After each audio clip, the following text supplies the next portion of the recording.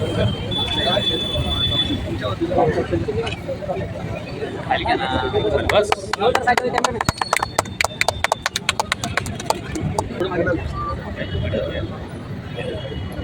समोर मॅडम.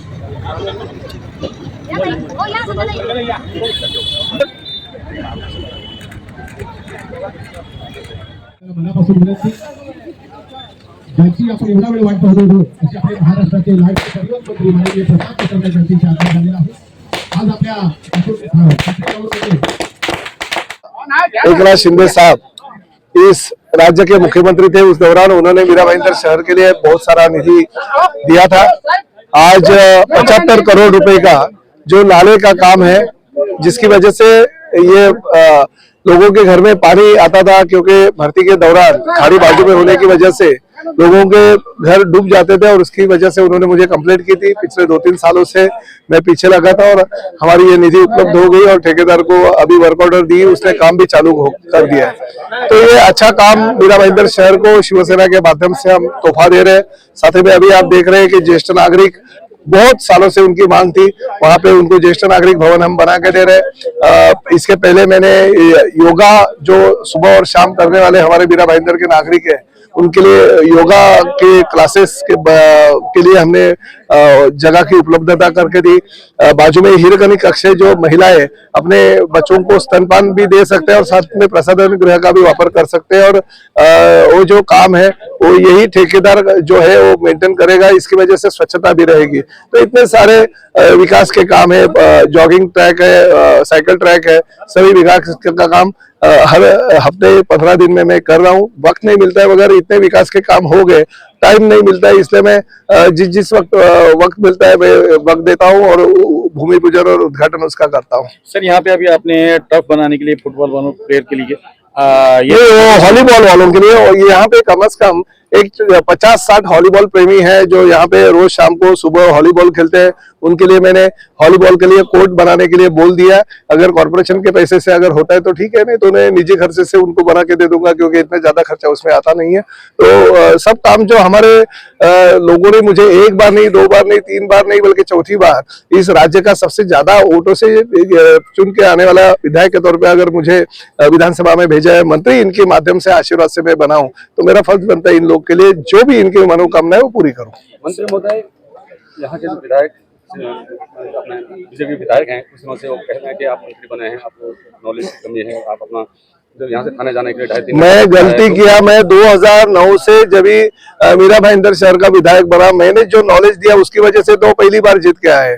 दूसरी बार मेरा नॉलेज उन्होंने लिया नहीं, तो उनको लोगों ने 5 साल घर पे बिठाया। तीसरी बार वापस मुझसे मीठा मीठा बात करके लोकसभा इलेक्शन के दौरान उन्होंने मुझसे थोड़ा सा नॉलेज दिया, इसलिए लोगों ने और उनको तीसरी बार जिता के दिया। मगर बार बार मैं भी सोचूंगा कि नॉलेज किस वक्त देना चाहिए।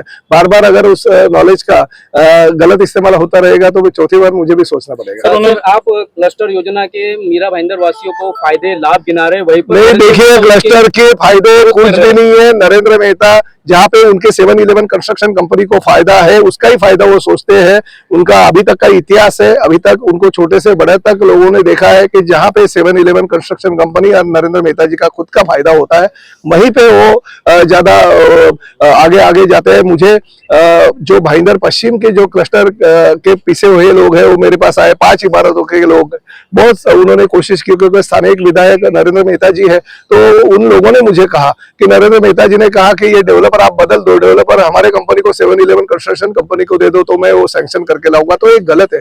लोक प्रतिनिधि के तौर पे अगर लोग बेचारे इतने साल से वो बिल्डिंग जो पुरानी है उसके अंदर रह रहे हैं, और लास्ट मोमेंट पे आ गई बिल्डिंग गिर गई है, कोई विकासक उन्होंने निर्माण किया है, तो वो बोलेंगे विकासक को उसको निकाल डालो, और मुझे अगर मेरे कंपनी को 7-Eleven कंस्ट्रक्शन कंपनी को काम दे दो तो ही होगा। तो ये गलत है, ऐसे नहीं होना चाहिए। लोक प्रतिनिधि के तौर पे उन्होंने खुद का नहीं बल्कि जनता का जो ज्यादा से ज्यादा फायदा होगा इसके लिए देखना चाहिए। और रही क्लस्टर की बात और रही रीडेवलपमेंट की बात, प्रताप सरनाईक को इसी मीरा भाईंदर शहर की जनता ने विधायक नहीं बल्कि मंत्री बनाया। तो एक भी मीरा भाईंदर का नागरिक जो है क्लस्टर में पीसा नहीं जाएगा, उनको क्लस्टर से मुक्ति मिलेगी और साथ ही में रीडेवलपमेंट वालों को रीडेवलपमेंट में होगी, जरूरत पड़ेगी तो कानून में सुधार होगा, मगर लोगों के काम जो है होते रहेंगे। सर उन्होंने एक आरोप ये भी लगाया है, एक प्राकृतिक नैसर्गिक नाले को आपने टर्न कर दिया। अरे मेरे को एक बात बताओ, इनको हक भी बनता है क्या? किधर दिखा और बंद करो ना भाई विधायकों, तुम किधर ऐसे काम अगर गलत होते रहेंगे। देखो उन्होंने 7-11 कंस्ट्रक्शन कंपनी में महाराणा प्रताप का जो भूखंड है वो हड़प किया।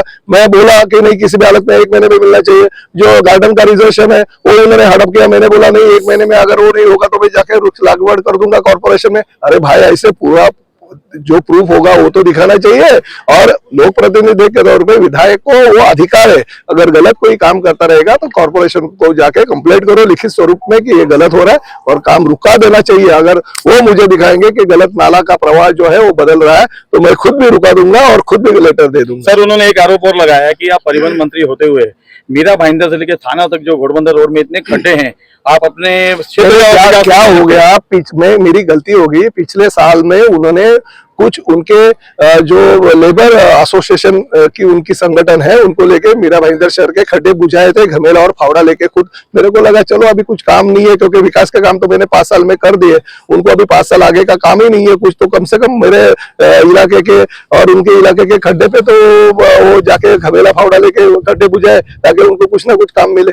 सर उन्होंने ये भी कहा कि 22 करोड़ का जो पीछे रोड का घोटाला था आपने और गीता जैन ने मिलकर किया है। अरे भाई सब घोटाले का एक ही नाम है नरेंद्र मेहता, जरा उन्होंने प्रूफ देके तो बताया भाई। घोटाले तो मैं अगर बोलूं कि पूरे के पूरे मीरा भाईंदर शहर को हड़प इन्होंने किया तो मेरे ऊपर कोई विश्वास नहीं रखेगा। मैं प्रूफ देके बोलता है कि कौन सी कंपनी 7-11 कंस्ट्रक्शन कंपनी ने कौन सी जमीनें हड़प कर दी, मैं प्रूफ देता हूँ और बाद में बोलता हूँ।